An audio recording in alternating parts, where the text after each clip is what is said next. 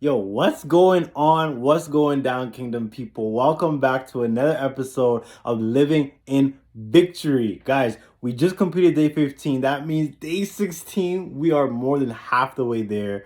And I just can't express so much gratitude that I have for everyone who's been rocking with this, everyone who's been encouraged, everyone who's been blessed. And I know I have, and I know there's so many other people who have been stirred up and equipped to be all they can be. Because we started this with the heart that basically said, you know what? We can be Christian, we can be saved, and we can still be far from our victory. We can still be far from all that God has promised us. Because to say yes to Jesus is to accept salvation, but to live in victory is to defeat the things that are just fighting against us, the things that we come into life with. So today, without further ado, I want to call this day, What Do You Carry? It's a title and also a question. And how I landed there was as I was reading on a very, very, very well-known story, but a lot of people overlook. How many of you guys know the story of the Israelites who left Egypt out of slavery and they entered into the promised land? It's, everybody knows that Moses split the Red Sea and God brought them through the promised land. But very little people know about the trials and the tests that the Israelites had to face in the wilderness on their way to the promised land. Just like us, God will give us a promise in the beginning, but there's things along the way on the journey that we have to overcome.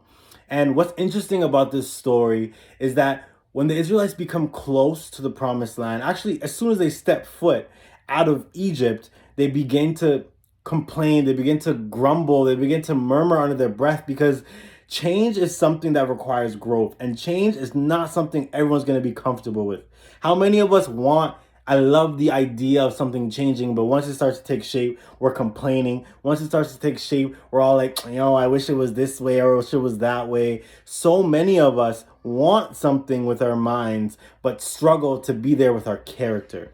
And today I want to let you guys know that we carry things with us every single day. Picture yourself being a backpacker spiritually in this world. And in that backpack, you get to choose what you carry with you. If you're anything like me, I overpack. You know what I mean? I overpack when I'm going on a sleepover for a weekend. I overpack if I'm going on vacation. And all the time I would just come back and realize, like, why did I need to pack so many things? I was good with what I had. And a lot of us are packing anxiety. A lot of us are unpacking maybe trauma that we faced in the past. And all these baggages that we're carrying when God says, I want to bring you to the promised land, but first you got to unpack. You got to leave what you've been carrying so that you can follow with me. You understand what I'm saying? Guys, today we're tackling a mindset that we can be saved. We can be fully saved and be able to get to heaven, but we won't take anybody with us because why? We live a life that is full of unbelief. Unbelief that we could actually inherit the promised land that God said that we could have. Whatever that promised land for you is, whatever the promise that God laid on your heart. And we have promises that we all have.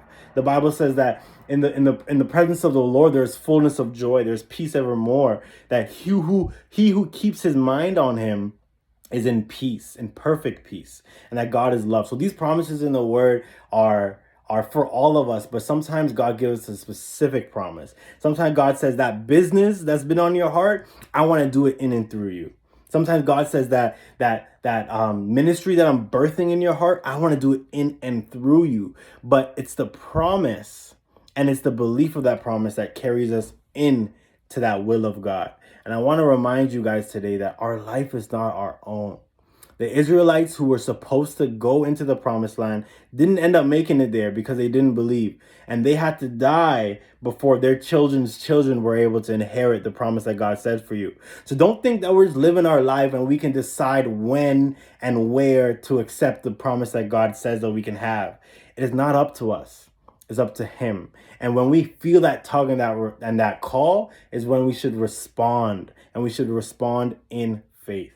So guys, today is a packed one. And if you made it to the end, I want to encourage you and I want to remind you that what we carry with us has the ability to stop us or propel us into the promises of God.